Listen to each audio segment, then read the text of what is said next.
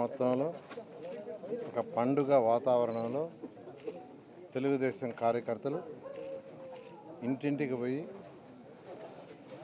ఈ ప్రభుత్వం, ఈ ఎన్డీఏ ప్రభుత్వం ఈ ఒక్క సంవత్సరంలో ఏమేం చేస్తుందో వివరిస్తూ ఒక బ్రోచర్ ఇచ్చి వివరిస్తూ వాళ్ళ సమస్యలు ఏమన్నా ఉంటే ఆ సమస్యలు కూడా కనుక్కొని ప్రభుత్వానికి చెప్పి అవి సాల్వ్ చేసేట్టుగా చేయాలని తెలుగుదేశం పార్టీ అధినేత గౌరవనీయ ముఖ్యమంత్రి నారా చంద్రబాబు నాయుడు గారి ఆదేశంతో ఈరోజు 175 కాన్స్టిట్యున్సీలో తెలుగుదేశం కార్యకర్తలు ఇంటింటికి తిరుగుతున్నారు. ఆ నేపథ్యంలో నేను కూడా నెల్లూరు సిటీ ఎమ్మెల్యేగా నెల్లూరులోని 246, 47 బూతుల్లో అంటే 13వ డివిజన్లో ఇది ఎలవారి తిని నెల్లూరులో ఉన్న పేదలు నిరుపేదల్లో ఇదొక బూత్. ఈ బూత్లో యాక్చువల్గా ఒక 35 ఇళ్ళ వరకు యాక్చువల్ తిరిగాను. అయితే వాళ్ళందరూ ఎంతో ఆనందంగా ఉన్నారు. ఎందుకంటే ప్రతి ఇంటిలో ఏదో ఒకటి వచ్చింది. అంటే తల్లికి వందనం కావచ్చు, లేదా గ్యాస్ సిలిండర్లు కావచ్చు, పెన్షన్స్ కావచ్చు, 3,000 నుంచి 4,000 కావచ్చు, వికలాంగుల పెన్షన్ 6,000 కావచ్చు, లేదు బెడ్ మీదే అటెండర్ సహాయంతో ఉండేవాళ్ళు ఉంటే వాళ్ళకి 15,000 కావచ్చు, కిడ్నీ సమస్యలు లాంటి ఉన్న వాళ్ళకి 10,000 కావచ్చు. సో ప్రతి ఇంటిలో ఏదో కనీసం 1, 2, 3 వచ్చినాయి. వాళ్ళ ఆనందానికి అద్దులు లేవు.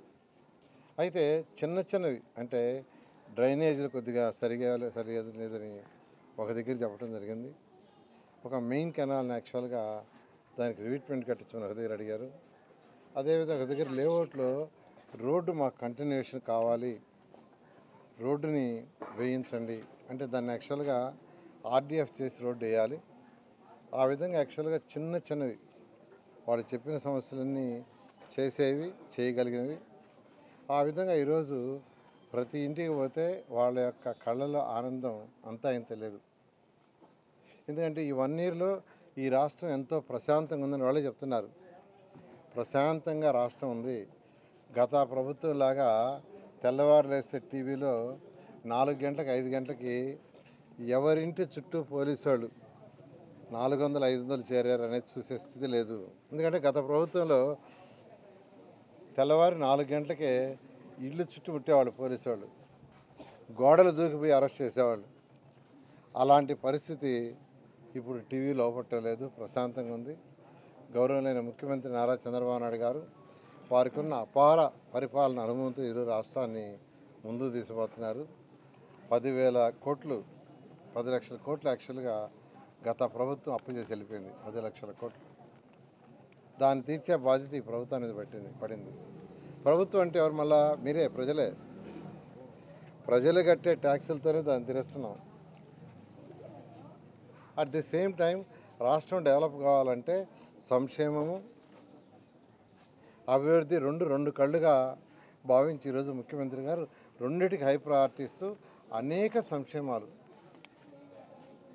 తల్లికి వందనం కావచ్చు, మహిళలకు ఉచిత గ్యాస్ సిలిండర్లు కావచ్చు, అన్నా క్యాంటీన్లు కావచ్చు, పెన్షన్స్ కావచ్చు, ఇట్లా అనేక ఏదైతే సూపర్ 6 చేసావో ఒక్కొక్కటి చేస్తూ కొన్ని డేట్లు కూడా ఇచ్చేశారు.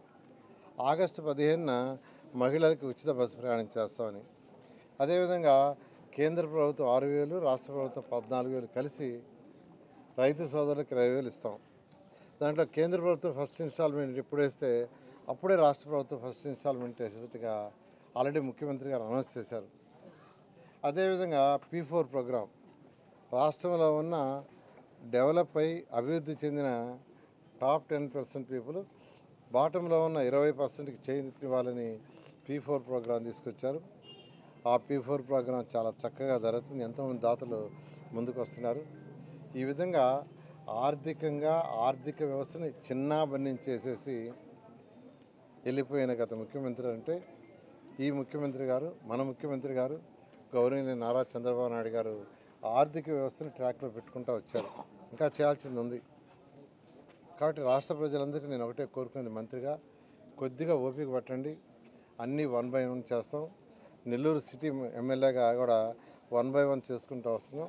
కొద్దిగా ఓపిక పడితే ఏదైతే ఎలక్షన్స్ ముందు మేనిఫెస్టోలో చెప్పామో అన్నీ చేయడం జరుగుతుంది. Thank you.